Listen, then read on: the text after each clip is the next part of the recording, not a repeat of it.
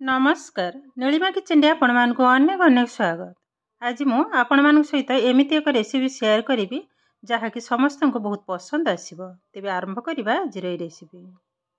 एठी देखंतु मो गोटे बड़ साइज रो मोजा नै जे ताको छोट छोट आकार काटी नबा एकदम पतला आकार देखंतु मोजाटा को मधम भल भाबरे काटी नै जे जेते बंतळी कदळी मोजाटा किंतु बहुत सॉफ्ट।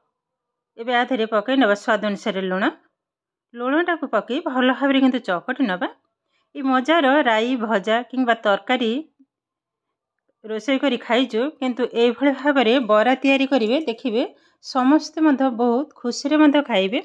आर टेस्ट मध्य सबु आइटम ठु आर नियर टेस्ट। तेबे देखंतु भल भाव किंतु चकटी नै जे जेहेतु नरम बेसी भी चकटवा दरकार नै।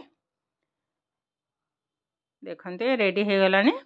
एबे पकई नबा गोटे टेबल स्पून बेसन, हाफ टेबल स्पून रु कम चावल आटा, जीरा, हल्दी, लंका पाउडर, कंचा लंका, धनिया पत्र। एबे पकई नबा अदा छेचा, हेंगु, 2 टेबल स्पून कंचा सोरिष तेल बस। एबे किंतु भल भाव मिसई नबा। पानी किंतु दवा को पड़िबनी मजारू किंतु पानी बाहर जाइए ऑलरेडी देखंतु। ये किंतु ठीक यही भली भाव रे हबो। आ बेसी टाण कले बराटा किंतु एते भल हबनी।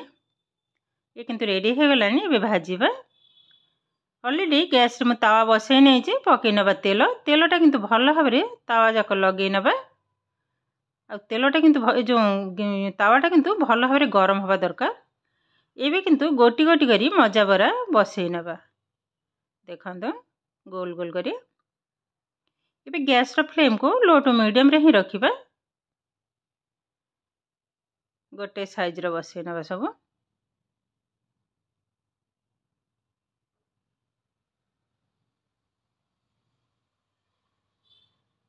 टिके चेप्टा टाइप रे मध कर नौ जे देखंतु सब जाक बसै नेले।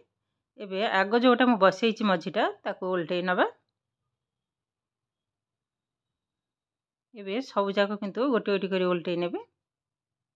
आराम से देखंतु छाड़ी जाउछि। कलरटा भी तळ साइडटा देखंतु चेंज हे गलानी। एबे पाखा पाखी 5-6 मिनिट लो फ्लेम रे किंतु भाजीबा तळ ऊपर करी एकदम रसटा एकदम सुखी जिबा दरकार। एबे गोटे ग्लास साहायरे ए भली भाव रे टिके जाकी नबा तो एक्स्ट्रा पानीटा भल भाव रे किंतु सोक हे जिवो। बस एबे किंतु पुणी ताको उल्टै नबा।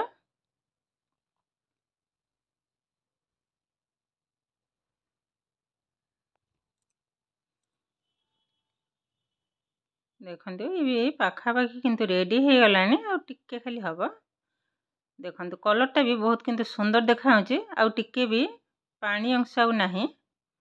ये किंतु हमरो रेडी हे गलानी। एबे बाहर कर नबा गोटे प्लेट को देखंतु केते सुंदर भाव रे ए रेसिपी हमर किंतु रेडी हे गलानी।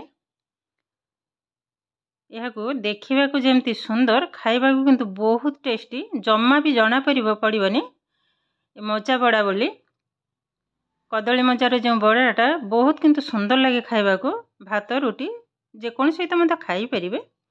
तो आज भिडियोटी आपण मानकु केमिति लागिला कमेंट करने को जमा भी भूलें। आउ जदि भिडियोटी भल लगे लाइक शेयर एवं सब्सक्राइब करेंगे। एमती आहरी नुआ नुआ नोटिफिकेशन पाइबा पाखरे थिबा बेल आइकन को क्लिक करेंगे। ताहले आज पई रहुछि पुणी देखा हबो आउ एक नुआ भिडियो रे। नमस्कार।